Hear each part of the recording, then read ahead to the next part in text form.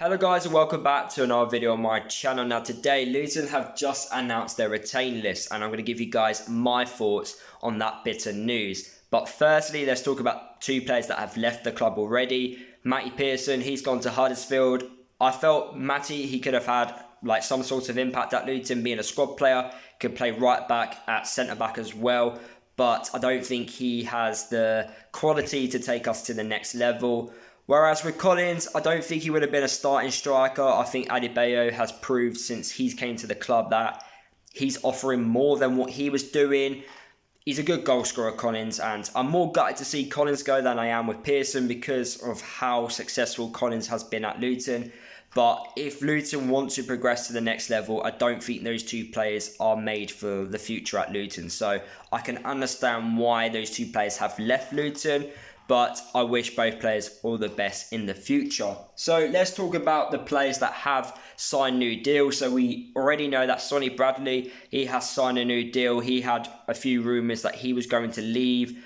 We know that one of his family members had passed away during the season. So we didn't know if he wanted to move back home to family really.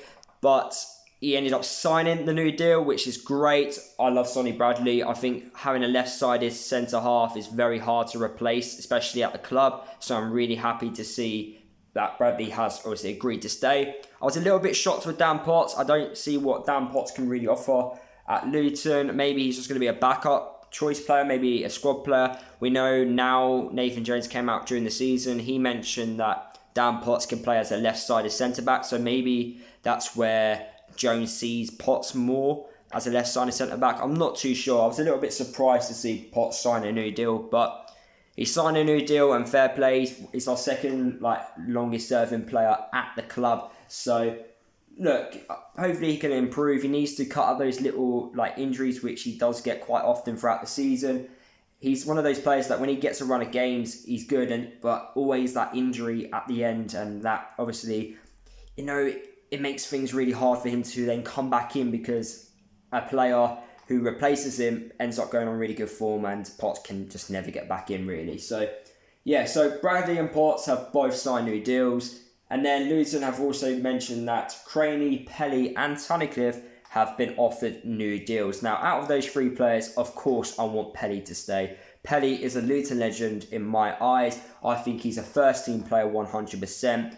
I feel like Pelly is really hard to replace because not just what he is on the pitch, but his character, in the dressing room. Having that character in the dressing room is very important for a squad to do well. You need that someone who's, who has that bit of banter in the dressing room, and he has that character of Pelly. I think so many ex-Luton players I've spoken to or even come out and said themselves that how important Pelly is in the dressing room. And even Sonny Bradley came out this week, in fact, and mentioned how important Pelly is and how we need Pelly to sign a new deal. So fingers crossed Pelly does sign a new deal. Box-to-box midfielder. I'm very surprised to see Craney and Tunnicliffe been offered new deals.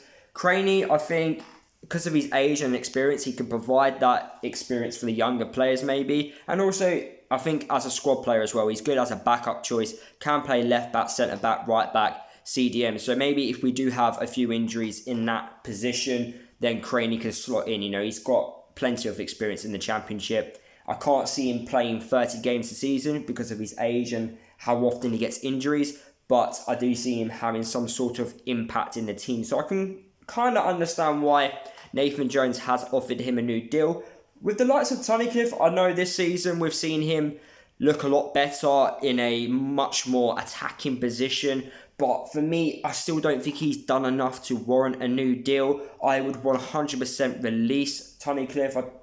The only reason why I think he's been offered a new deal, maybe as a squad player, not as a first teamer, but as someone who can just fill a gap. If players are not in form, he can just slot back in. We've seen it plenty of times last season that he can do well. With a bit of confidence, he can do well in the team. So fingers crossed that if he does sign a new deal, we see more of that Tunnicliffe, not the Tunnicliffe under Graham Jones. And I'm a little bit confused with that one. I just wouldn't have given him a new deal. I think there's better players out there. But that's just my opinion. And then looking at the players that have been released by Luton, George Moncur, I'm a little bit upset. I know George Moncur isn't a 90-minute player, and his defensive side of his game isn't the best, but he's a big game player in my opinion. He scores really important goals.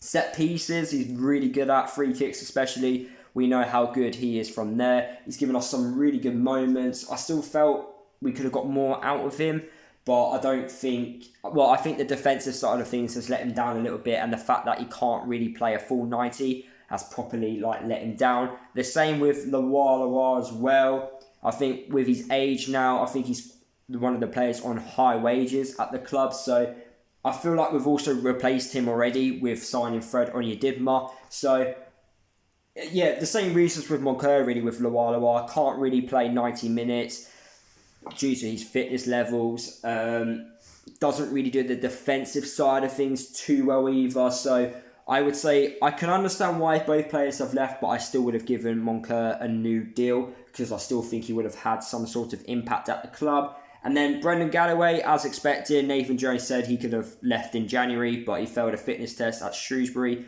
which is quite weird to see. You know, he's a player that needs to get his career back on track, had so many big injuries in recent years, so hopefully he can get his career back on track, but I can understand why Luton released him. He hasn't really done anything at the club, and yeah, that big injury against Brentford in the first season in the Championship wasn't really ideal for the club, but he's off, and yeah, fair play to Nathan for making that decision. I think that is the correct one. And then Harry Eisted, I think that's how you say his name, the young lad, the goalkeeper we signed a few years ago.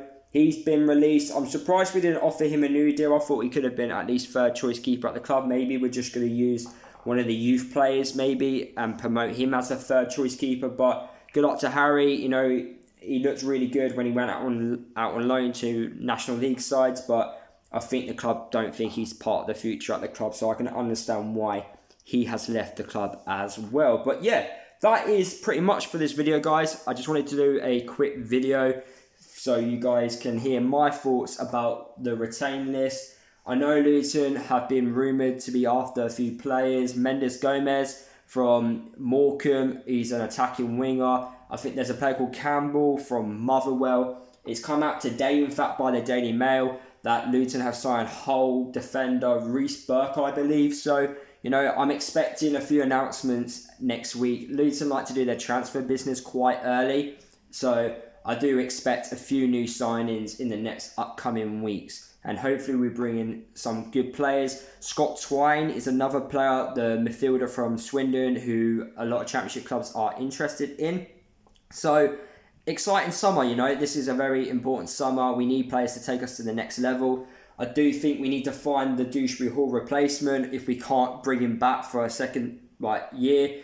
I think it's very unlikely that we are going to bring him back, but if we don't, we need to find some sort of replacement for him. We've got the likes of Kioso coming back from his loan deal, Osho as well, two young lads who have got bright futures at the club who have done very well on their loan spell. So I'm excited to see how them two players do at the club as well. So yeah, an exciting summer, very important one. We need to make sure we progress to the next level in the Championship. And in order for us to do that, we need to recruit the right players to help us, you know, take us to the next level. You know, we finished in the top 12. Next season, can we finish in the top 10? Or can we, you know, do the playoffs? Like, compete, try and obviously challenge for the playoffs. I'm not too sure if we can do that, but I'd be happy with a top 10 finish for next season. But anyway, guys, that is the end of this video. Hopefully you guys did enjoy listening to my thoughts. Let me know down in the comment section of the video your thoughts on the players that have left the club and have stayed at the club. Let me know what you think. Subscribe to the channel if you are new, and I'll see you guys in the next video.